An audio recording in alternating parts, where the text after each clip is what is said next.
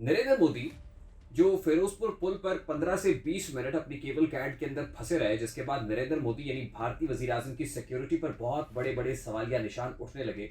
भारतीय हुकूमत, नरेंद्र मोदी सरकार इस वक्त सिखों को कुचल देने के दर पे है। अब रिटर्न ऑफ 84 क्या है? डेप्यूटी वजीर दाखिला के बेटे ने जितनी बेदर्दी से अपनी गाड़ी के जरिए से किसानों को कुचला, टोटल 8 लोगों के खून से भारतीय डेप्यूटी वजीर दाखिला के बेटे के हाथ रंगे हुए हैं। अस्सलाम वालेकुम, मेरा नाम रेहान तारिक है और आप मेरा यूट्यूब चैनल देख रहे हैं। भारतीय जनता पार्टी, या यूं कह लीजिए कि भारतीय सेना, भारतीय हुकूमत, नरेंद्र मोदी सरकार इस वक्त सिखों को कुचल देने के दर पे है। सोशल मीडिया पर एक ट्रेंड इस वक्त चल रहा है और बड़ी तेजी से पनप रहा है, दैट इज रिटर्न ऑफ 84। अब रिटर्न ऑफ 84 क्या है? मेरा ख्याल है कि सभी लोग जानते हैं कि 1984 नवंबर 1984 में सिखों को जितनी बेदर्दी से कुचला गया भारत के अंदर, वो तल्ख दौर वापस लाने की बात हो रही है भारतीय जनता पार्टी और आरएसएस के गुंडों की जानिब से। 1984 के बारे में अगर कोई नहीं जानता तो मैं क्विकली इस बारे में बताऊंगा, लेकिन आज रिटर्न ऑफ 1984 की बात क्यों हो रही है, शायद ये सबसे इंपॉर्टेंट है।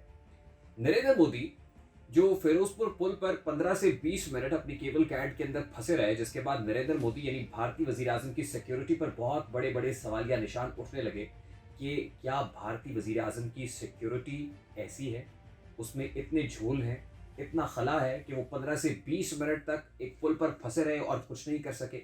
हुआ क्या?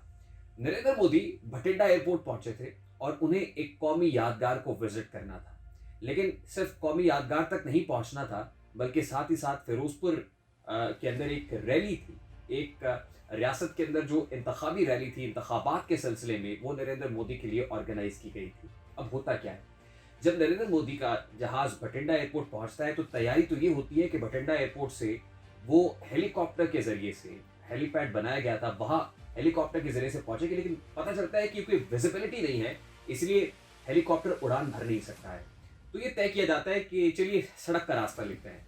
अब नरेंद्र मोदी साहब सड़क का रास्ता लेते हैं, तकरीबन उस यादगार से 30 किलोमीटर पहले किसान धरना दिए बैठे हैं और सबको पता है कि धरना क्यों जारी है। जब किसानों का धरना था, किसानों का एहतजाज था, तो उसके अंदर भारतीय डेप्यूटी होम मिनिस्टर, डेप्यूटी वजीर दाखिला के बेटे ने जितनी बेदर्दी से अपनी गाड़ी के जरिए से किसानों को कुचला था, 4 लोग उसमें मारे गए थे, उसके बाद फिर एहतजाज हुआ था और उसके नतीजे में मजीद 4 लोग मारे गए थे, यानी टोटल 8 लोगों के खून से भारतीय डेप्यूटी वजीर दाखिला के बेटे के हाथ रंगे हुए हैं। और किसान ये मुतालिबा कर रहे हैं कि इस वजीर को अपनी नशस्त से फारिग किया जाए, इसको इसके ओहदे से हटाया जाए, या ये खुद स्टेप डाउन कर दे या फिर नरेंद्र मोदी सरकार एटलीस्ट इसको हटाए, ताकि इसकी सिंबॉलिक वैल्यू है, पता चले कि कोई तो आपने सजा दी है या किसी को कटहरे में खड़ा किया है। अब सिख यकीनन अपनी जगह पर जायज़ हैं, उनका राइट है, ऑब्वियसली उनके लोग गए हैं, जानों से गए हैं। आपने देखा कि सिखों के एहतजाज के सामने नरेंद्र मोदी को बिलाखिर घुटने टेकना पड़े, लेकिन इन लाशों का हिसाब कौन देगा? इस खून का हिसाब कौन देगा? अपनों के खून का हिसाब मांगने के लिए भारतीय पंजाब के सिख इस वक्त सड़क के ऊपर मौजूद हैं और ऑब्वियसली मरते क्या ना करते, उन्होंने नरेंद्र मोदी का रास्ता रोका। और कितनी शर्म की बात है, नरेंद्र मोदी दुम दबाकर भाग गया, भटिंडा एयरपोर्ट पहुंचता है और जाकर कहता है कि बता देना भारतीय वजीर आला को कि मैं बचकर वापस आ गया हूं, मैं जिंदा वापस जा रहा हूं। ये कहा जाता है नरेंद्र मोदी की तरफ से कि जाओ अपने वजीर आला को बता देना कि मैं बचकर निकल आया हूं। शर्म आनी चाहिए, शेम ऑन यू। और फिर 1984 की बात होती है, आरएसएस के गुंडे, भारतीय जनता पार्टी सिखों को डराती है, उसकी आदत डरा रहा है, मेरी फितरत डरा नहीं हूं। सिखों को क्या कहा जाता है? Return of 1984। 1984 वापस आ रहा है। 1984 में क्या हुआ था? इंदिरा गांधी को उनके सिख बॉडीगार्ड ने कत्ल किया था और उसकी एक वजह है, और उसकी वजह यह थी कि सिखों का मुकद्दस मकाम, जिसको ढाने के अहकामात इंदिरा गांधी ने भारतीय फौज को दिए थे। ऑब्वियसली जब आप किसी की मुकद्दस इबादतगाह को गिराने की बात करेंगे, मुकद्दस मकाम को गिराएंगे, उस मजहब को जो है ठेस पहुंचाएंगे, उसके चाहने वालों को ठेस पहुंचाएंगे, तो यही होगा। लेकिन उसके नतीजे में हुआ क्या था 1984 के अंदर, जिसको सिख मैसेकर के नाम से जाना जाता है? एक तल्ख दौर था जहां पर लगभग 8,000 से 9,000 सिखों को बड़े बेरहमाना अंदाज के अंदर, बेदर्दी से, जिसमें अक़वाम आलम की तंजीमों को जागना पड़ा था, जिसमें यूनाइटेड नेशंस तक आवाज पहुंची थी कि भारत के अंदर क्या हो रहा है, सिखों को कुचला जा रहा था, बेदर्दी से मारा जा रहा था। और आज तक 1984 के बाद से अभी तक उन सिखों की मौत का हिसाब कोई नहीं दे सका है। 2018 के अंदर ये बात तो हुई, एक शख्स को इस हवाले से जेल भेजा गया, गिरफ्त में लाया गया, लेकिन 8,000 से 9,000 सिखों की मौत का जिम्मेदार कौन है? यकीनन उस वक्त भी भारतीय जनता पार्टी थी। उस वक्त भी भारतीय जनता पार्टी और आरएसएस के गुंडे थे जो इस सोच के पीछे थे, जो सिखों को कुचलना चाहते थे। और आज भी वही सेना, वही सरकार, वही नरेंद्र मोदी जो भारत के प्रधानमंत्री हैं, आज वो यही कुछ कर रहे हैं। और आज सिखों को यह कहा जा रहा है कि अगर तुम खामोश ना हुए, अगर तुमने अपने एहतजाज को खत्म ना किया, अगर तुम पीछे ना हटे, तो 1984 वापस आ जाएगा। 1984 वापस आने का मतलब यह है कि सिखों को बेरहमाना अंदाज में फिर से कुचला जाएगा, कत्ल किया जाएगा, बेदखल किया जाएगा। वो अपने हक की खुदरादियत की जंग लड़ रहे हैं। बिल्कुल सिखों के लिए, पंजाब के लिए इस वक्त शायद कश्मीर से बदतरीन हालात बनाए हुए हैं। सूरत हाल क्या है कि कंगना रनावत साहिबा का मैं ट्वीट पढ़ रहा था और वो अपनी ट्वीट में कहती हैं कि सिख यहाँ पर जो भारतीय पंजाब है, ये दहशतगर्दी का अड्डा बना हुआ है, ये टेररिज्म की आमाजगाह है, अड्डा है।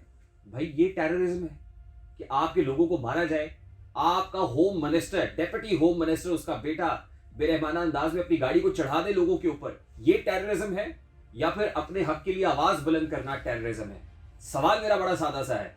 अब at this point in time जब ये आवाज उठ रही है तो मुझे तो डर लग रहा है। देखिए, हम गो के सरहद के उस पार से हैं। हमारा मकसद जो है वो अमनो आश्ती देखना है। हम अमनो आश्ती का प्रचार करते हैं, हम पीस का प्रचार करते हैं।